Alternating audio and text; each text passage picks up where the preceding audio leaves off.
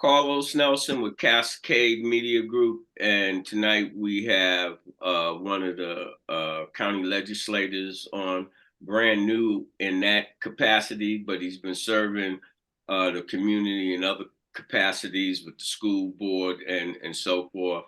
And since he has ascended to his new position, he hasn't been on the show, and we called him asking would he come on the show. He's one of the few county legislators that when you call, you can get an answer, and they're willing to come on and talk about what's going on there at the county.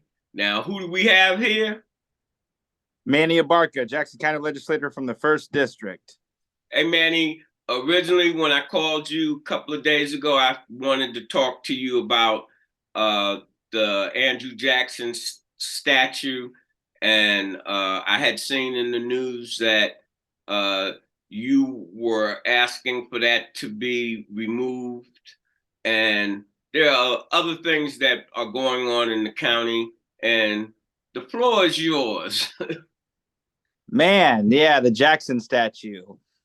Major General Jackson was the reason the county is named Jackson County. A lot of people confuse that with President Andrew Jackson, but the county was founded 3 years before he became president.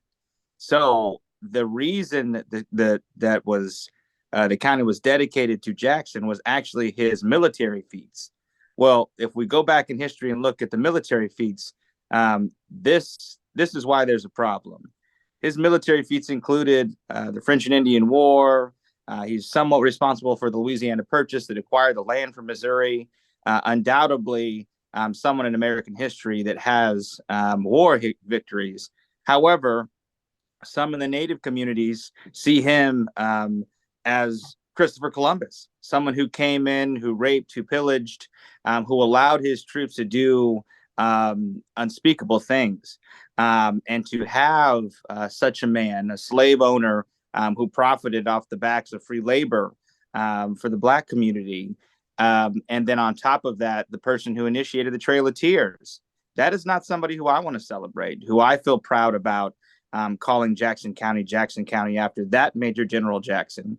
And thus the reason why I decided to bring it back up with the first ever minority majority legislature. Now is the time for us to take bold action and right the wrongs of our past. And so I believe that it's time for us to lead where others have not and step forward and remove these statues. All right. Let's keep it moving. What other things are going on at the county? Right off the top of my head, had been following that county jail for, it seemed like 20 years. But and when you start talking about bold new leadership, what's going on with that? Yeah, let's talk about the new leadership part first, and then we'll jump into that. So All we've been right. on the job for 6 months. So that's how long I've been a legislator in Jackson County. Folks have previously been there over 20 years. And as we look back, what have they done for you lately? I think that's why you saw an ushering in of bold, young, and dynamic leaders, 4 of which, including myself, came from school boards. So we've previously been tested as those school boards navigated the COVID times. So you've got some young, dynamic leaders ready to make decisions and ready to ask a lot of questions that maybe some folks didn't have the energy to do before. And so the jail, to your point, I think has been in discussions for the last 4, if not 8 years, talking about the need for a justice center that was truly dignified and kind of rid ourselves of all the problems that we've seen in the current jail, from capacity to staffing to discrimination, all of the chaos that's going on right now. I mean, we had 3 people that were indicted about a month ago, the deputies and staff. So we've got some serious issues to address there that the county executive and the sheriff have the overarching requirement to cover. And so it was brought to the table for us to figure out how to get the jail done. when we realized that this issue was coming back up, as the budget chair, I started looking at the finances. How are we going to pay for this? Where is this money coming from? What's our lease and our terms?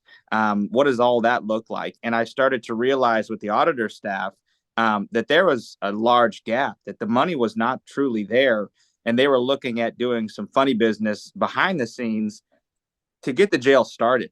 And so I was a no up until the point that we figured out the financing, simply on the merits of what they're asking us to do. And so we finally got the financing figured out. We're looking at a bond potential, but that brought up the opportunity for other projects. Some of my colleagues suggested we don't want to build a jail. However, we need a jail. Unfortunately, the one that we have now is an atrocity, and we're moments away, no doubt, from the Department of Justice to come in and say this is inhumane and rule what everyone has known for a long time. And then they're going to initiate it at our expense. So the best thing we could do is move this project forward, build it locally, make sure that the pay is set at prevailing wage standards, and then we get quality local folks involved in these projects. And that's what we're going to do. So we initiated phase one, I believe, 2 months ago now.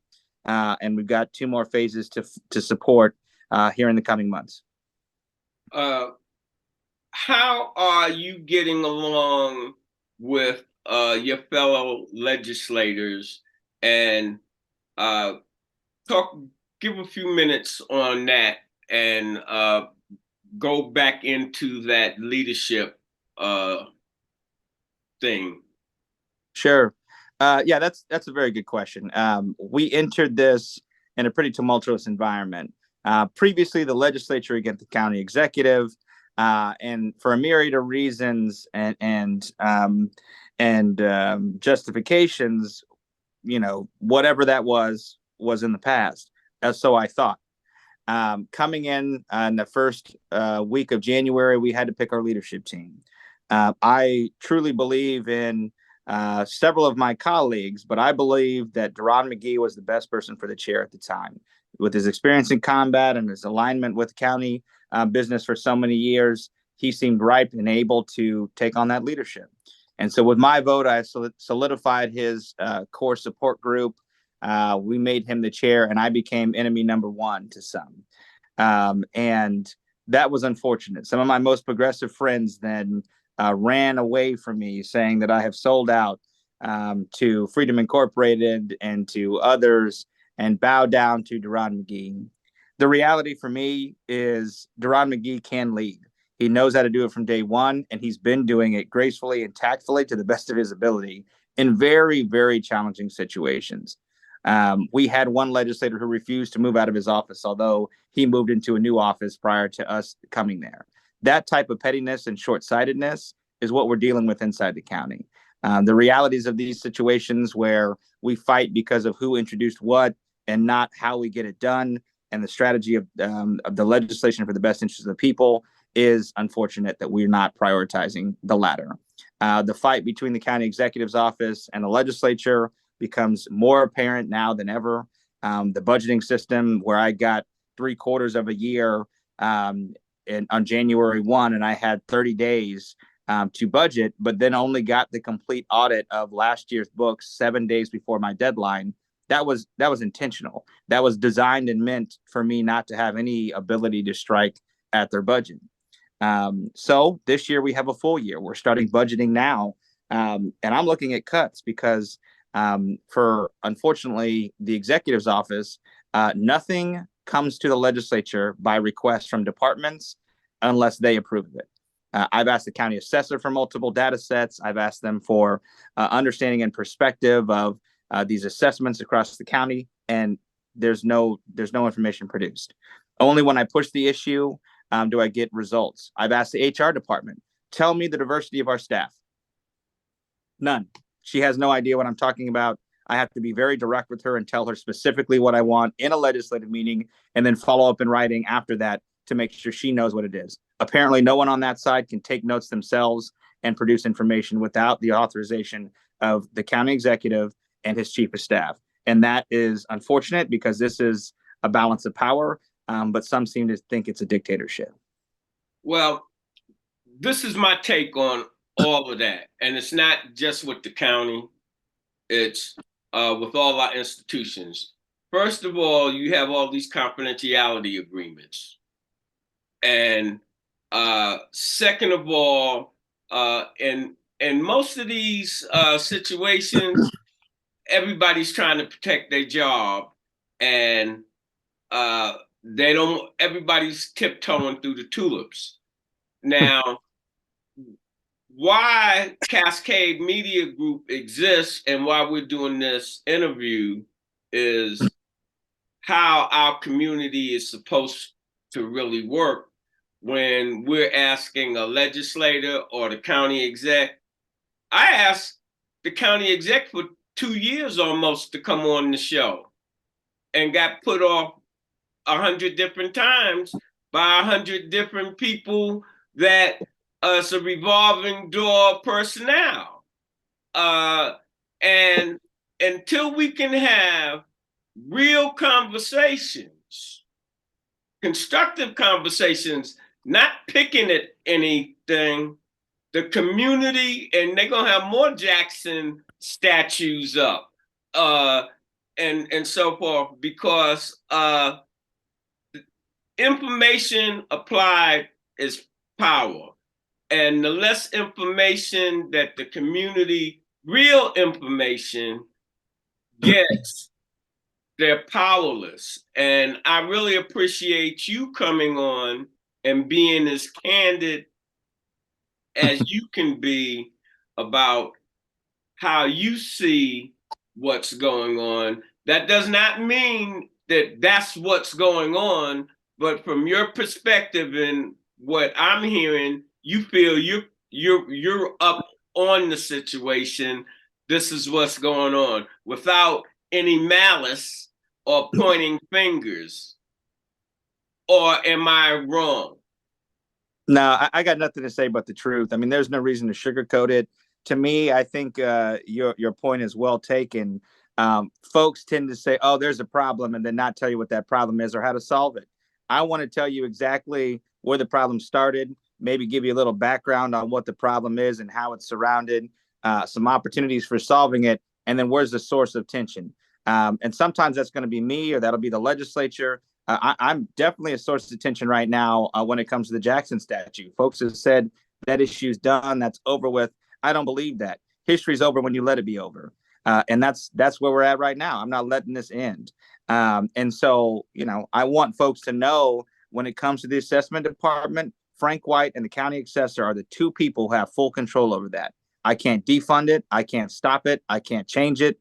When it comes to the county assessments and how you get your bill, those two people are the top people that are in charge. Do you know how the minority community in general, people of color, Native Americans, and with people of color, that's Hispanics, have responded to dumping the Jackson statue? I scroll the internet that I have to serve, and I watch. Man, they've had a lot of stuff on PBS in the last month about Jackson and not him being president, just what you described earlier.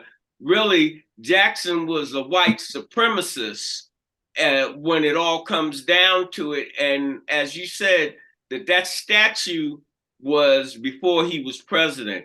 And so they were honoring him for really what, from my perspective, Mr. Nelson, Europeans have done everywhere they have gone.